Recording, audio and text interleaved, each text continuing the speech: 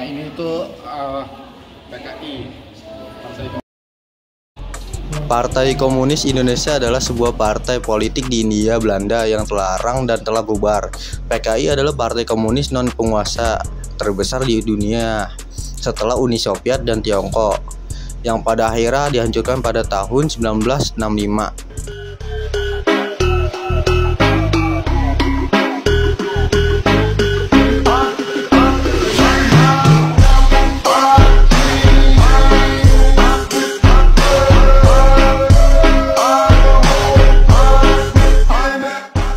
Ideologi komunis itu adalah ideologi yang mendasarkan pada suatu keyakinan bahwa manusia pada hakikatnya hanya makhluk sosial saja. Komunisme itu memandang bahwa tidak adanya hak individu, membuat demokrasi individualis itu tidak ada, yang ada hanya hak komunal.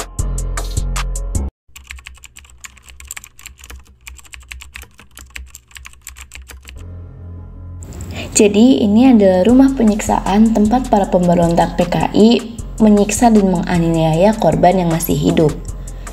Setelah puas dengan segala kekejamannya, jenazah dimasukkan ke dalam sumur lalu ditimbun dengan sampah dan tanah. Rumah yang digunakan merupakan milik Bapak Bambang Harjono. Sebelum meletusnya pemberontakan, rumah tersebut digunakan sebagai sekolah rakyat. Namun karena Bambang adalah simpatisan PKI, rumahnya diserahkan kepada PKI dan dipakai oleh pasukan. Monumen Pancasila Sakti dengan hiasan relief yang melukiskan peristiwa prolog kejadian penumpasan G30 SPKI.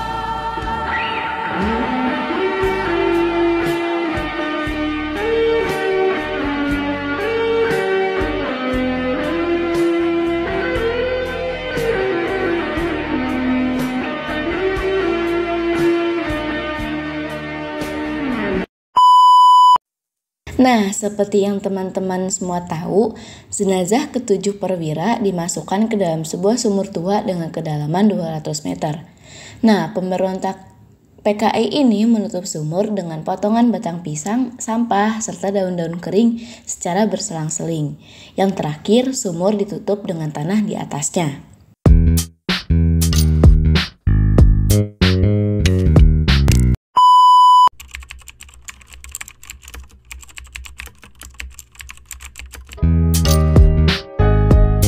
Dapur umum adalah fasilitas yang digunakan oleh pasukan atau anggota Partai Komunis Indonesia, yaitu PKI pada masa lalu. Tempat ini biasanya merupakan lokasi di mana makanan disiapkan dan didistribusikan kepada anggota pasukan atau kelompok PKI selama periode ketika organisasi tersebut aktif. Dapur ini bisa berlokasi di berbagai tempat, termasuk markas PKI atau camp-camp anggota PKI. Tergantung pada situasi dan waktu tertentu dalam sejarah. Inilah cuplikan dari dapur umum tempat anggota PKI.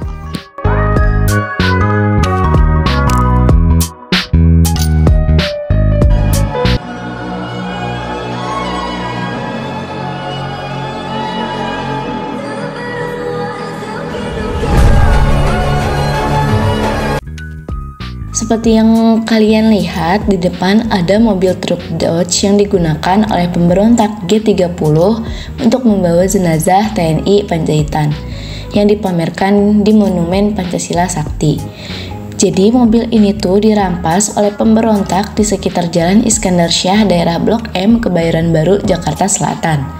Pada waktu kira-kira pukul 4 waktu Indonesia Barat menjelang waktu subuh.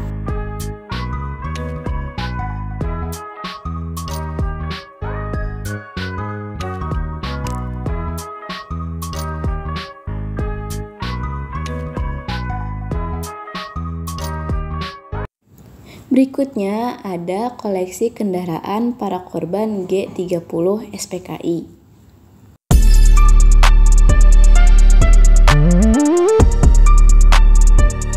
Untuk mengetahui apa aja mobil yang dipamerkan, ikutin aku terus ya. Nah, di depan ada mobil dinas TNI Soeharto. Meskipun bukan termasuk korban pemberontakan, tapi mobil ini sangat berperan besar dalam G30 SPKI.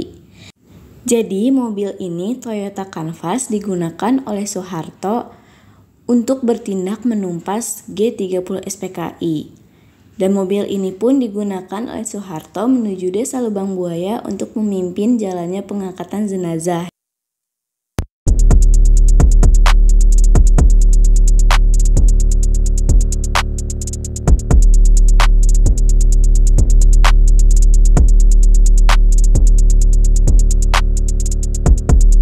Berikutnya adalah mobil dinas Ahmad Yani. Dengan surat keputusan Kementerian Angkatan Darat, mobil dinas ini dihapus dari kekuatan dan pertanggungjawaban Angkatan Darat, lalu menjadi hak milik keluarga Jenderal TNI Anumerta Ahmad Yani. Lalu pada bulan Mei 1989, atas inisiatif Kepala Pusat Sejarah dan Tradisi ABRI, mobil ini dapat dipamerkan di Monumen Pancasila Sakti, Lubang Buaya, Jakarta.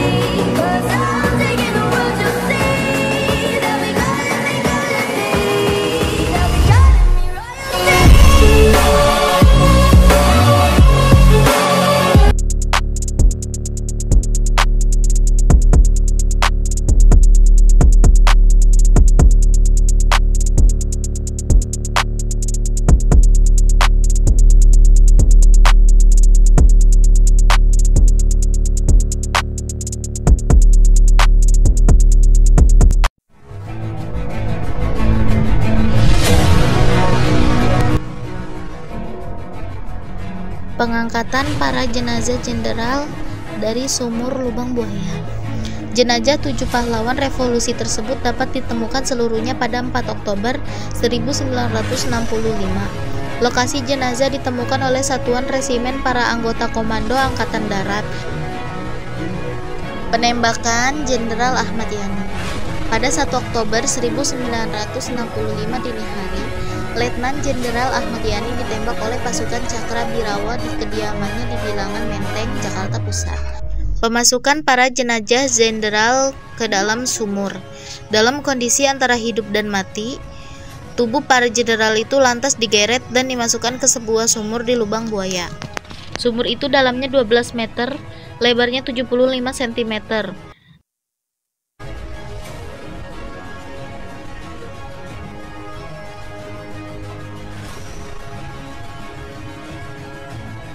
Ini apa? Ayam jatuh. Kampanye budaya. Wow.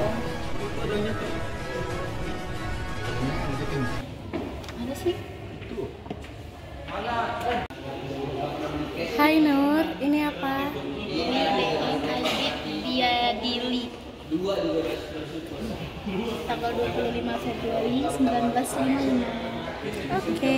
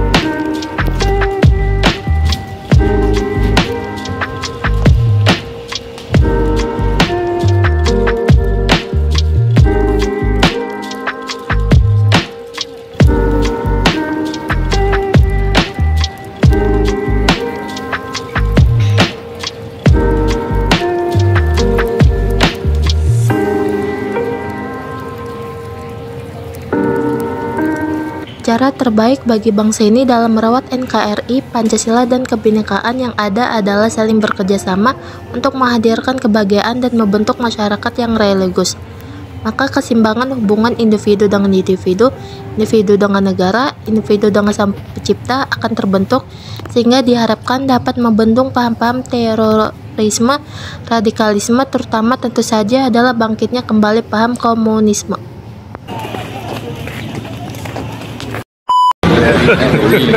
Hey y'all, come look at this.